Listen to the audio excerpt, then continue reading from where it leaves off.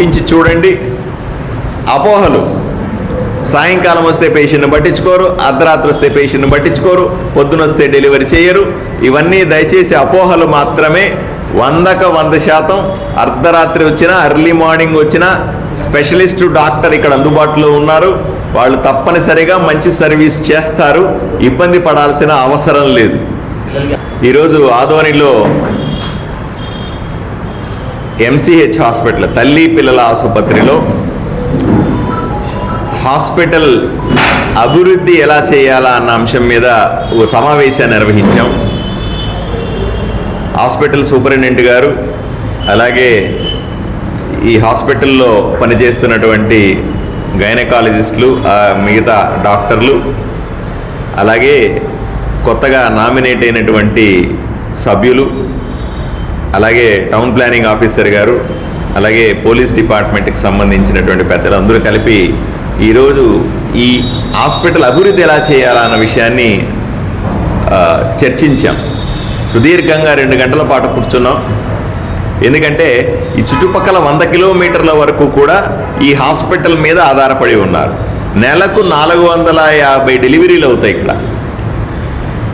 సంవత్సరానికి సుమారుగా 5,000 డెలివరీలు అవుతాయి.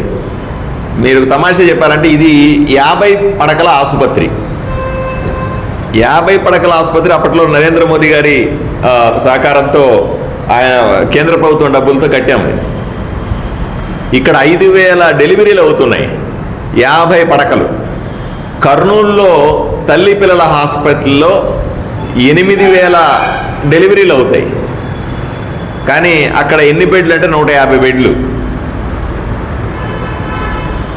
మనకు లోడ్ ఎక్కువ, ఉన్నటువంటి వసతులు తక్కువ. దీన్ని మరింత బాగా చేయాల్సిన అవసరం ఉంది. చుట్టుపక్కల ప్రాంతాల్లో మరింత బాగా సర్వీస్ చేయాలి. ఇన్ని నెలకు 450 డెలివరీలు చేస్తున్నప్పటికీ కూడా ఇంకా కొన్ని ఎమర్జెన్సీలని బయటికి పంపించాలా, కర్నూలు పంపించేయాలా, ఇట్లాంటి సమస్యలు కూడా ఉన్నాయి. అందువల్ల ఈరోజు సమావేశంలో తీర్మానం చేశాం. 50 పడకలు ఉన్న ఈ ఆసుపత్రిని వెంటనే 100 పడకల ఆసుపత్రిగా మారిస్తే అన్ని సదుపాయాలు వస్తాయని మనం ప్రభుత్వానికి నేను ఉత్తరం రాస్తా ఉన్నాను. నేను మొన్న అసెంబ్లీలో కూడా ఈ విషయం చెప్పాను. 50 పడకల్ని 100 పడకలు చేయండి అని. ప్రభుత్వానికి మళ్ళీ ప్రత్యేకంగా ఉత్తరం రాస్తాను. రేపే ముఖ్యమంత్రి గారిని రిక్వెస్ట్ చేస్తాను. దాంతోపాటుగా మరికొన్ని లోకల్గా ఉన్న సమస్యలు కూడా చూసాం మేము. ఈ హాస్పిటల్కి వెనక వైపున చికెన్ కుట్లు కొట్టేవాళ్ళు ఉన్నారు, చేపలు అమ్మేవాళ్ళు ఉన్నారు. వీళ్ళందరి వల్ల కూడా ఈ హాస్పిటల్ గోడకు ఆనుకునే ఉంటారు వాళ్ళు. దానివల్ల కుక్కలు ఎక్కువగా వస్తూ ఉన్నాయి. కుక్కలు ఎక్కువగా వచ్చి అవన్నీ ఆ పడేసిన వ్యర్థాలు తినడం, వాటి కోసం వస్తాయి. పొరపాటున అవి హాస్పిటల్లో కూడా తిరుగుతున్నాయి అని డాక్టర్లు ఆవేదన వ్యక్తం చేస్తూ ఉన్నారు. చిన్న బిడ్డలు ఉంటారు, డెలివరీలు అయి ఉంటాయి, తల్లులు ఉంటాయి. పొరపాటున ఆ కుక్కలు ఏమన్నా వచ్చి పేషెంట్ల మీద పడితేనో, ఆ చిన్న బిడ్డల మీద పడితే ఏమవుతుందో ఒకసారి ఆలోచన చేయండి. ఆ వెనకాల ఉన్నటువంటి ఆ చికెన్ కొట్లు వాళ్ళు కూడా రోడ్డును 10 అడుగులు ఆక్రమించుకొని ఉన్నారు అని ఇప్పుడే ఆఫీసర్లు కూడా చెప్తా ఉన్నారు. వెంటనే వాళ్ళందరికీ కూడా నేను రిక్వెస్ట్ చేస్తా ఉన్నాను, మీరు బతకండి, సంతోషంగా ఉండి, కానీ రోడ్డును ఆక్రమించుకోవద్దు, వ్యర్థాలను బయటపడేయద్దు, కుక్కలు వచ్చే పరిస్థితి క్రియేట్ చేయొద్దు. లేకపోతే తప్పని పరిస్థితిలో చర్యలు తీసుకోవాల్సి వస్తుంది. ఆ చేపలు అమ్మేవాళ్ళు అక్కడ చేపలు అమ్మడానికి వీల్లేదు, ఇంకెక్కడన్నా వేరే చోట పెట్టుకొని అమ్ముకోండి.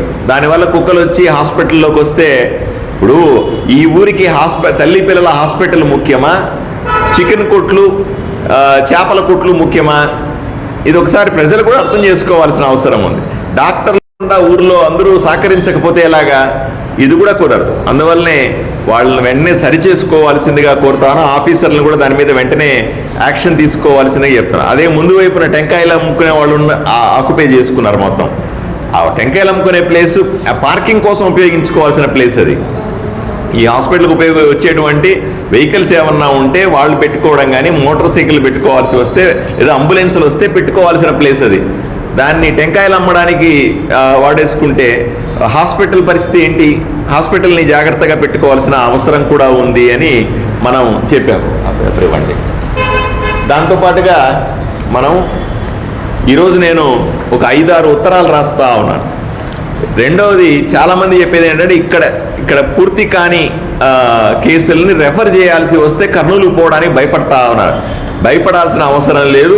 ఇక్కడి నుంచి 2 గంటలు ప్రయాణం చేయడానికి వీలుగా అంబులెన్స్ సర్వీసుల్ని ఇంప్రూవ్ చేయాలని అనుకున్నాం. నేను ఆఫీసర్లకు చెప్తా ఉన్నాను, అంబులెన్స్లన్నీ క్రాస్ చెక్ చేసి వాళ్ళ కాస్ట్ కూడా వాళ్ళు తీసుకెళ్లే డబ్బులు కూడా తక్కువ ఉండేలాగా చూసి రెఫరల్ కోసం కర్నూలుకి వెళ్ళడానికి సురక్షితంగా ఉండడానికి వీలుగా దాని ఏర్పాట్లు చేయమని చెప్తా ఉన్నాను. కలెక్టర్ గారికి కూడా నేను ఉత్తరం రాస్తా ఉన్నా. ఈరోజు 108 సర్వీసెస్ ఎఫెక్టివ్గా వాడి మనకు కనీసం 5 వెహికల్స్ ఎమర్జెన్సీల్లో 5 108 వెహికల్స్ ఉండాలా అని మనం రాస్తా ఉన్నాం. అలాగే హాస్పిటల్లో పేషెంట్లకు డబ్బులు పే చేయాల్సినటువంటి భోజనానికి సంబంధించిన ఖర్చులు పెండింగ్ ఉన్నాయంటున్నారు. దానికి కూడా ఒక లెటర్ రాస్తా ఉన్నాను. అలాగే ఈ హాస్పిటల్లో ఆక్సిజన్ ప్లాంట్ రిపేర్లో ఉంది. ఆక్సిజన్ ప్లాంట్ రిపేర్లో ఉండడం వల్ల సెంట్రలైజ్డ్ ఆక్సిజన్ లేదు. కొన్నిసార్లు ఇబ్బంది అవుతా ఉంది. సిలిండర్లో ఆక్సిజన్ పెట్టాల్సి వస్తుంది అంటున్నారు. ఇది కరోనా సమయంలో అప్పట్లో నరేంద్ర మోదీ గారు నిధులతో, కేంద్ర ప్రభుత్వ నిధులతో కట్టినటువంటి ఆక్సిజన్ ప్లాంట్, అది మెయింటెనెన్స్ లేక ఇబ్బంది పడుతున్నట్టుంది. దాన్ని కూడా వెంటనే రిపేర్ చేయమని నేను ఉత్తరం రాస్తా ఉన్నాను. దాని ఏర్పాట్లు కూడా నేను చేస్తాను. అలాగే 102 సర్వీసెస్ అంటే తల్లి బిడ్డ ఎక్స్ప్రెస్ అంటారు. డెలివరీ అయిపోయిన తర్వాత తల్లి బిడ్డల్ని ఇంటి వరకు క్షేమంగా పంపించేటువంటి వెహికల్స్, వీటినైనా ఎమర్జెన్సీలో మనము అంబులెన్స్ లాగా వాడుకోవచ్చా అని కూడా ఒక లెటర్ రాస్తా ఉన్నాము. అలాగే సర్జికల్ మెటీరియల్స్, గ్లౌజులు అయితేనేమి, మిగతా గ్లౌజులో కాటన్సో లేకపోతే ఇంజెక్షన్సో లాంటివన్నీ కూడా చిన్న సమస్యలు ఉన్నాయి. వాటి కొరత వచ్చేలాగా ఉంది అప్పుడప్పుడు అని అంటున్నారు. ఎక్కువ మెటీరియల్ పంపించండి అని డిఎంహెచ్ఓ గారికి కూడా ఉత్తరం రాస్తా ఉన్నాను. ఇప్పుడు పంపిస్తున్నారు కంటే 2 ఎక్కువ పంపించండి, కేసులు ఎక్కువగా ఉన్నాయి కాబట్టి అని కూడా ఒక ఉత్తరం రాస్తా ఉన్నాను. ఇవన్నీ కూడా వెంటనే నేను లెటర్లు రాసి కన్సర్న్ ఆఫీసర్లకు పంపిస్తాను. మేడం గారు సహకరిస్తారు, మేడం వాళ్ళందరూ కూడా సహకరిస్తారు, ఆఫీసర్లు కూడా ఇటువంటి సమావేశాలు ఈ హాస్పిటల్ ప్రతిష్టాత్మకంగా తీసుకున్నాం. నేను మళ్ళీ చెప్తున్నాను, చాలా మందిలో అపవాదు ఉంది. 2 గంటల తర్వాత ఇక్కడ పేషెంట్లను తీసుకోరు అన్నది చెప్తున్నారు. అది అబద్ధం. 2 గంటల తర్వాత ఇక్కడ సర్వీసులు ఈ 3-4 నెలల్లో బ్రహ్మాండంగా ఇంప్రూవ్ చేసి ఉన్నాం. ఇక్కడ స్టాటిస్టిక్స్ కూడా తీసాం మేము. పొద్దున 8 గంటల నుంచి 2 గంటల వరకు ఎన్ని సర్జరీలు చేశాం, ఎన్ని డెలివరీలు చేశాం, మధ్యాహ్నం 2 గంటల నుంచి రాత్రి 8 గంటల దాకా ఎన్ని చేశాం, రాత్రి 8 గంటల నుంచి పొద్దున 8 గంటల వరకు కూడా ఎన్ని సర్జరీలు చేశాము అనే లిస్టు కూడా తీసాం. సాటిస్ఫాక్టరీగా ఉంది. పొద్దున ఎన్ని అవుతున్నాయో రాత్రి కూడా అన్నే డెలివరీలు అవుతున్నాయి, అంతకంటే ఎక్కువ డెలివరీలు అవుతా ఉన్నాయి. కానీ జనాల మైండ్లో ఒకప్పుడు ఇప్పుడో వాళ్ళ మైండ్లో ఉండిపోయినట్టుంది. 2 గంటల తర్వాత ఇక్కడ డాక్టర్లు ఉండరు అనేది మైండ్లో ఉండిపోయినట్టుంది. దయచేసి అవన్నీ కూడా మారిపడి డెఫినెట్గా డాక్టర్లు ఎక్కడన్నా మీరు ప్రైవేట్ హాస్పిటల్కి వెళ్తే డాక్టర్ ఉంటాడో లేదో నాకు తెలియదు, కానీ ఇక్కడ మాత్రం 100% అర్ధరాత్రి వచ్చిన సూపర్ స్పెషలిస్ట్ గైనకాలజిస్ట్ కానీ ఎక్స్పీరియన్స్డ్ డాక్టర్ కానీ 100% అందుబాటులో ఉన్నారు అని మీకు చెప్తా ఉన్నాను. ఈరోజు నేనే 1-2 సార్లు చెక్ చేసుకొని మీకు చెప్తా ఉన్నాను.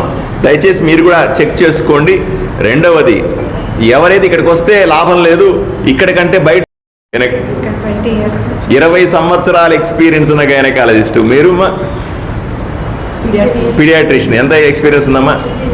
15 సంవత్సరాల ఎక్స్పీరియన్స్ ఉన్నటువంటి పీడియాట్రిషియన్, మీరమ్మా 13 సంవత్సరాల ఎక్స్పీరియన్స్ ఉన్నటువంటి గైనకాలజిస్ట్, మీరు రీసెంట్. మీ ఎక్స్పీరియన్స్ ఎంత?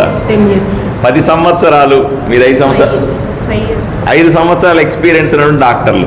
ఇంత అనుభవం ఉన్న డాక్టర్లు ఇక్కడ అందుబాటులో ఉన్నారు. ఇంతమంది అనుభవం ఉన్న డాక్టర్లు ఆదోనిలో ఏ ప్రైవేట్ హాస్పిటల్లో ఉన్నారా అని సూటిగా ప్రశ్నిస్తా ఉన్నా. లేరు. మీరు ఏ ప్రైవేట్ హాస్పిటల్కి వెళ్ళినా ఒక డాక్టర్ ఉంటారు, మహా అంటే 2 డాక్టర్లు ఉండొచ్చేమో. కానీ ఇక్కడ ఈ గైనకాలజీ చద్దిపిల్ల ఆసుపత్రిలో 8 మంది డాక్టర్లు అందుబాటులో ఉన్నారు. అందరూ కూడా 10 ఏళ్ళు 15 ఏళ్ళు 20 ఏళ్ళు ఎక్స్పీరియన్స్ ఉన్న డాక్టర్లు. ఇట్లాంటి డాక్టర్లు బయట దొరకరు. కానీ ఇక్కడ చిన్న చిన్న ఇబ్బందులు ఉన్నాయన్నమాట వాస్తవమే. నేను ఎమ్మెల్యే అయిన తర్వాత ఇటువంటి సమావేశాలు ప్రతి నెలా జరిపి ఏ నెలకు ఆ నెల సమస్యలన్నింటినీ పరిష్కరించుకునే ప్రయత్నం చేస్తాం. తప్పనిసరిగా సేవలని మరింతగా ఇంప్రూవ్ చేస్తాం. ప్రజలు ధైర్యంగా ప్రభుత్వ ఆసుపత్రికి రండి. ధైర్యంగా ప్రభుత్వ ఆసుపత్రికి రండి. ఎక్కడ ప్రైవేట్ హాస్పిటల్లో లేనటువంటి సదుపాయాలు మేము ఇక్కడ ఇస్తున్నాము.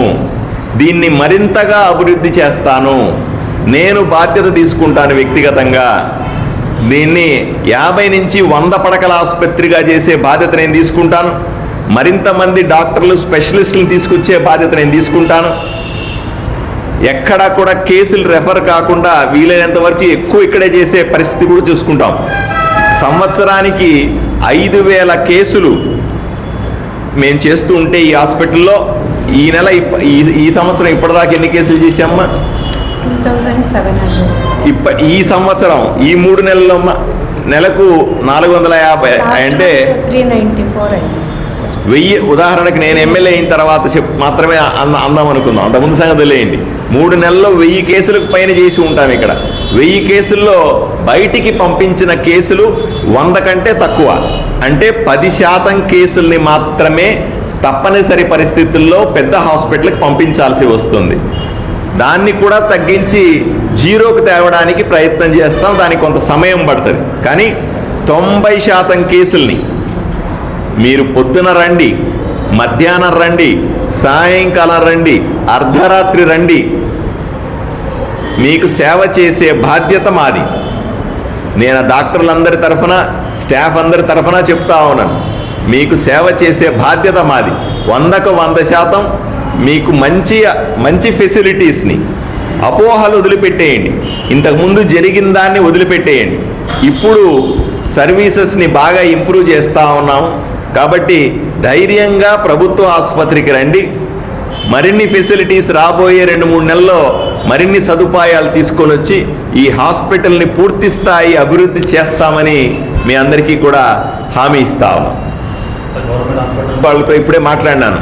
ట్రాఫిక్ని రెగ్యులేట్ చేసే ప్రయత్నం చేస్తాం. ట్రాఫిక్ని మరింతగా బెటర్ చేస్తే స్పీడ్ అంబులెన్స్ సర్వీసెస్ని ప్రజలకు కూడా అంబులెన్స్ కనపడంగానే ట్రాఫిక్లో పక్కకి జరిగిపోవాలా. అంబులెన్స్కి జాగా ఇవ్వకపోతే ఎట్లా? ట్రాఫిక్లో ఇరుక్కునేది కాదు అంబులెన్స్ అంటే. దాని ఇష్టంగా వెళ్ళిపోయేది కదా. ఎవరైనా పక్క వెళ్ళిపోవాలి. ఆ సౌండ్ వినంగానే పక్క వెళ్ళిపోవాలి. అది ప్రజలకు కూడా అవగాహన రావాలి.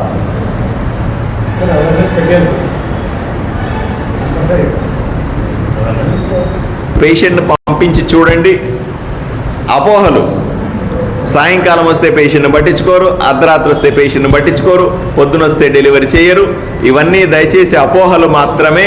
100కు 100% అర్ధరాత్రి వచ్చినా, ఎర్లీ మార్నింగ్ వచ్చినా స్పెషలిస్ట్ డాక్టర్ ఇక్కడ అందుబాటులో ఉన్నారు. వాళ్ళు తప్పనిసరిగా మంచి సర్వీస్ చేస్తారు. ఇబ్బంది పడాల్సిన అవసరం లేదు. అబద్ధం.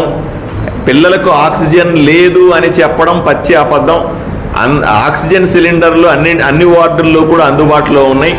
ఆక్సిజన్ ప్లాంట్ ఏదైతే ఉందో, ఆక్సిజన్ తయారు చేసేటువంటి ప్లాంట్ రిపేర్లో ఉన్నమాట వాస్తవమే. దాన్ని రిపేర్ చేయించమని ఇప్పుడే నేను పైన రాస్తున్నాను గవర్నమెంట్కి. అది వీలైన తొందరగా దాన్ని రిపేర్ చేస్తే సెంట్రలైజ్డ్ ఆక్సిజన్ ఉంటుంది. అప్పుడు పెద్ద మొత్తంలో మనమే ఆక్సిజన్ తయారు చేసుకునే అవకాశం ఉంటుంది. ఇప్పుడు సిలిండర్లో బయట నుంచి తెప్పించుకుంటున్నాం మనం.